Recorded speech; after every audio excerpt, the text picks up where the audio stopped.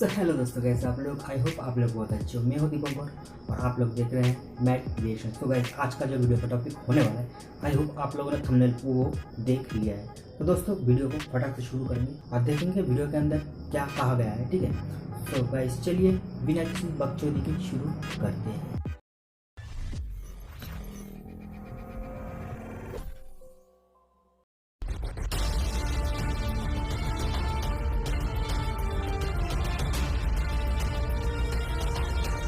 और चैनल मिल जाएगा आप लोग को, डिस्क्रिप्शन चाहिए चेक कीजिए और चैनल को तमिलनाडु को मिलने वाला है उनका पहला प्रधानमंत्री। 2024 में बीजेपी ने कर ली किसे पीएम बनाने की तैयारी। नमस्कार, मैं हूं आपके साथ नम्रता और आप देख रहे हैं एनएमएफ न्यूज। साल 2024 में लोकसभा चुनाव होंगे और देश को नया प्रधानमंत्री मिलेगा। प्रधानमंत्री की इस रेस में आगे बढ़ने के लिए एक तरफ एनडीए है और दूसरी तरफ डॉट वाला इंडिया। बीजेपी की तरफ से तो साफ है पीएम मोदी ही होंगे, लेकिन दूसरी तरफ इंडिया गठबंधन के पास ना ही कोई चेहरा है और ना ही उस चेहरे पर सहमति बनाने की समझ। खैर, अकेले मोदी को हराने के लिए सारे विरोधी दल एक साथ तो आ गए, लेकिन चुनौती देना थोड़ा मुश्किल होगा।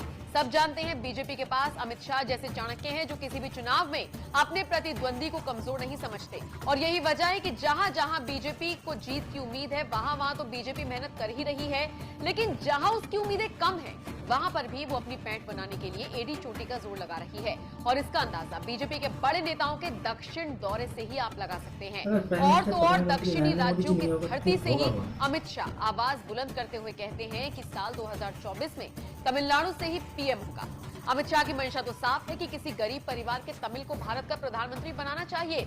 खुद पीएम मोदी शाह की इस बात से कितना इत्तेफाक रखते हैं, इसके सबूत भी कई बार मिले हैं। इसकी जानकारी अन्नामलाई ने भी दी थी। हालांकि तमिल पीएम बनाने की बात कहां से उठी, ये समझने से पहले आप ये जानिए कि अब से लगभग 4 महीने पहले एक सीक्रेट मीटिंग हुई। चेन्नई में हुई इस मीटिंग में फिक्स हो गया था कि साल 2024 में तमिल पीएम ही होगा।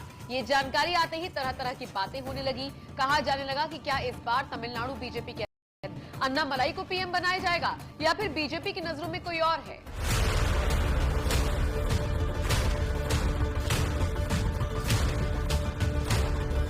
वैसे तो बीजेपी में बहुत सारे कैंडिडेट है, मगर अभी रेस में सबसे आगे तो नरेंद्र मोदी जी है। ठीक है, मुझे वैसे खुद का नाम इस तरह की खबरों से जुड़ते हुए अन्नामलाई मीडिया के सामने आए और अमित शाह की बात को दोहराने लगे। उन्होंने भी तमिल पीएम की वकालत की। अन्नामलाई ने अपनी बात रखते हुए कई सारे तर्क भी दिए, जिनमें से एक सच ये भी है कि मोदी ने तमिल भाषा को और वहां के कल्चर का जितना प्रचार किया शायद ही किसी नेता ने बतौर प्रधानमंत्री रहते हुए किया हो। अन्नामलाई ने पीएम को तमिलियन बताया और कहा कि उन्होंने तमिल संस्कृति को सबसे आगे पहुंचाया है। साल 2024 में यही तमिलियन मोदी देश के प्रधानमंत्री थे। अब आप ये तो समझ गए होंगे कि साल 2024 में तमिलियन पीएम किस तरह से प्रधानमंत्री बनाए जाने की बात हो रही है, लेकिन सवाल तो ये भी उठता है कि आखिर अन्नामलाई ने मोदी को तमिलियन कहा क्यों। इसके पीछे कई वजह हैं जिनको एक एक कर आपको समझाते हैं। साल 2018 में लाल किले की प्राचीर से नरेंद्र मोदी ने जो भाषण दिया था, उसमें तमिलनाडु के वीर सपूत सुब्रमण्यम भारती की कविता सुनाई। कविता का मतलब था कि भारत दुनिया के हर बंधन से मुक्ति पाने का रास्ता दिखाएगा। ये वही वीर योद्धा थे जो पत्रकार होने के साथ साथ कवि भी थे। देशभक्ति में लिखी गई उनकी कविताओं ने लाखों लोगों को आजादी की जंग में हिस्सा लेने के लिए प्रेरित किया था।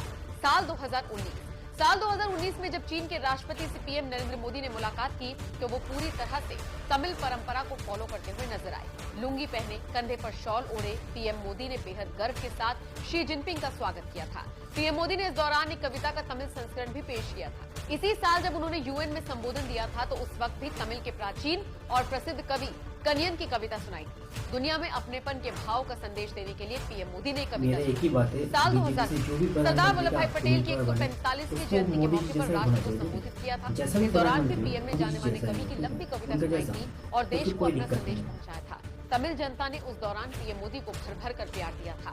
साल 2021 एक बार फिर पीएम मोदी तमिल अंदाज में दिखाई दिए। मुंह पर मास्क लगाए पीएम नरेंद्र मोदी मीनाक्षी सुंदरेश्वर मंदिर पहुंचे थे तो पूरे तमिलियन बनकर ही पहुंचे थे। पीएम ने मंदिर में पूरे रीति रिवाज के साथ पूजा अर्चना की थी।